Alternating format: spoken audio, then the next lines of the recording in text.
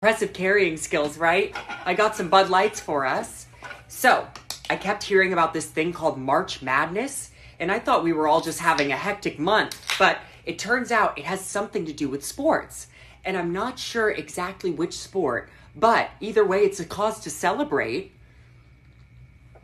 This month, I celebrated my day 365 of womanhood, and Bud Light sent me possibly the best gift ever, a can with my face on it. Check out my Instagram story to see how you can enjoy March Madness with Bud Light and maybe win some money too. Love ya! Cheers! Go team! Whatever team you love, I love too. Okay. Love ya. Okay, break a leg. Woo! I had a really clear job to do when I took over Bud Light. And it was, this brand is in decline. It's been in decline for a really long time. And if we do not attract young drinkers to come and drink this brand, there will be no future for Bud Light. So I had this super clear mandate. It's like we need to evolve and elevate this incredibly iconic brand. And what I brought to that was a belief in, okay, what does evolve and elevate mean? It means inclusivity. It means shifting the tone. It means having a campaign that's truly inclusive and feels lighter and brighter and different and appeals to women and to men. And representation is at sort of the heart of evolution. You've got to see people who reflect you in the work. And we had this hangover. I mean, Bud Light had been kind of a brand of fratty, kind of out of touch humor. And it was really important that we had another approach. Alright guys, so today we gotta talk about, once again, Dylan Mulvaney. Even though I hate to do this, and I know YouTube is completely ready to ban me off the site for talking about this because this is not appropriate for work content, but I'm gonna keep voicing my opinion on it. Here we got in the Daily Mail article, Bud Light loses its fizz. Beer giant has non-posted on social media website for more than a week amid Dylan Mulvaney partnership that sparked furious backlash. And if you don't know what this is about, you can check out my other video. You can check out a lot of other creators' videos. It's about Dylan Mulvaney on April 1st being sponsored as the Bud Light spokesperson for some odd reason. I'm not sure why. And yet we still got to hear about why trans individuals are targeted and they are in danger and all that stuff. Even though it seems to me, grifters like Dylan Mulvaney, and I don't even know if I can say that or not on YouTube without getting flagged or copyright striked, but are able to pretty much do whatever they want and they get millions of dollars for it. Now, I don't know about you. I'm an average Joe. I cannot do whatever I want specifically and make millions of dollars. I'm sure anyone watching this cannot as well. We're all probably average people, let's say that. But if you want to embrace woman face, apparently you can. So let's read a little bit more into this. A week after causing controversy with their sponsorship deal with transgender activist Dylan Mulvaney, Bud Light has yet to post anything new on social media. They've been completely shut down. The division to work with Mulvaney appeared to anger some loyal customers, including country singer Travis Tritt, who made the decision to remove all of the products from his tour bus, and Kid Rock, who angrily shot at several cases of Bud Light, which I actually posted in a separate video. Pretty hilarious. Go check that out. The beer giants last tweet came on April 1st when they posted "Beer on us, must be game time for a chance to win. Cheer on your team with easy to enjoy hashtag sweepstakes" in the replies. While they have gone a few days without tweeting in the past, the Bud Light Twitter account, typically fairly active, as are their other. I'm sorry, this is word salad here. As are their other regular social channels.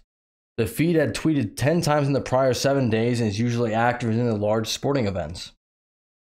And what a surprise they're not now, right? Because now they're getting backlash for having Dylan Mulvaney be a spokesperson for them, which, just in terms of a marketing agenda, scheme, whatever you want to call it, I cannot possibly see the reason for that. But hey, everyone's got to go woke now, and as the VP has said, they don't care about the old followers. They want to attract new followers. And I guess it's got a lot of people going after Coors Light. I don't know if that's going to be an actual thing. We are going to see as it keeps going forward. But it's really a shame. People have religiously bought this product for years, even though it tastes like rust rainwater. It's not my words, it's someone else's words. I don't actually drink Bud Light at all. I prefer Jameson. But people are not happy about this. On top of the beer not tasting very well. On April 2nd, the next day, Mulvaney posted a video across her social media channels announcing the deal and promoting a contest that gave drinkers a chance to win $15,000. The Instagram video currently has over 11,000 comments, many of them unhappy with the promotion, which I would agree with. I don't understand this promotion. I know Dylan is out here trying to make her bag. YouTube. Her bag. Sorry, YouTube. But I don't really understand it. Given that the partnership with Mulvaney was unveiled during the March Madness, the annual NCAA basketball tournament, it's notable that the brewer did not at all tweet during the University of Connecticut's victory over San Diego. The famous beer hasn't posted on their main Instagram feed since March 31st and have not posted on Facebook since March 30th. Bud Light's parent company, Anheuser-Busch, has also gone without posting since April 1st, April Fool's Day. What a surprise. Mulvaney has broken her silence, saying it's hard to see the light now. I don't know if that's a pun because of Bud Light. Probably not. After the week I've been having, hitting back at critics in a defiant song after receiving backlash for both the Bud Light partnership and her Nike bra deal. And I want to say to everybody, you have to understand that Dylan Mulvaney is very oppressed. A very oppressed person, even though they have millions of dollars in sponsorships for doing woman face. Very oppressed person. And I know I'm pushing the YouTube ban here. I know I don't have that many followers, but I know I'm pushing the YouTube ban. I've been already flagged on many things for just using pronouns incorrectly, which, hey, that's not my fault. I'm just legitimately confused. I'm an old man. I'm confused. I'm not going to look up that clip, but the Uncle Leo from Seinfeld. Mulvaney has broken... Oh, no, I already did that. She captioned the clip as 1,100,171 plays. It's hard to see the light right now. This song felt fitting for the week I have been having. All's well, cheers.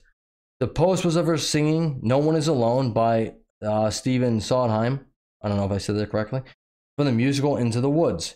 Mulvaney uses the pronoun she or they, depending on her day. Posted the video yesterday for her 1.7 million followers. DailyMail.com has reached out to the spokesman for Anheuser-Busch, the beer's corporate parent, for comments, and I'm sure they have not received anything back. And it doesn't look like they have. But the company has stood behind the TikTok star, who has been accused of dressing in a childlike way, which, not accused, that's not accused, that's woman face. No, that's girl face, which she's been trying to do when she was saying she was a 6-year-old girl in the plaza in New York City. That's not an accusation, that's a fact, due to video evidence. With more than 10 million followers at Anheuser-Busch saying the cans were a personal gift to her. That might be true.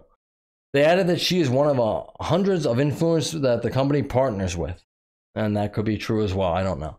In a statement, the spokesman said, from time to time, we produce unique commemorative cans for fans for brand influencers like Dylan Mulvaney. And I'm going to say to that might be a reason you're going to lose millions and millions of people who purchase your product. Listen, Dylan Mulvaney has really hit on a very niche thing, has been very influential, and she's going to make her bag. I have nothing wrong with that. There's nothing wrong with that. Make your bag. What I don't understand is all these corporations going woke and bending the knee to her to make them more influential. I know I'm not long for YouTube. I've made almost 100 Lilo and Stitch videos, which have not gotten a great deal of traction, but there's a very select group of people who like them, and big shout out to them. Anyone who's ever clicked on one of those videos, liked the videos, I really do appreciate you. What I'm trying to do right now is I'm trying to protect my daughter from these woke ideologies. I do not want her to go through this, suffer through this, be uncomfortable in her own locker rooms and her own teams and sports. She's already suffering through hydrocephalus. She will suffer through that for the rest of her life.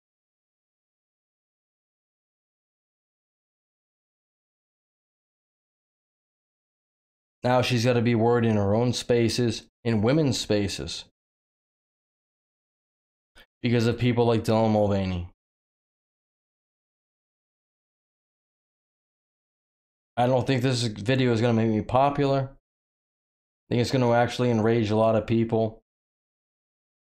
But I will always stand up for my daughter. 100% of the time, every time. And oppose grifters like Dylan Mulvaney.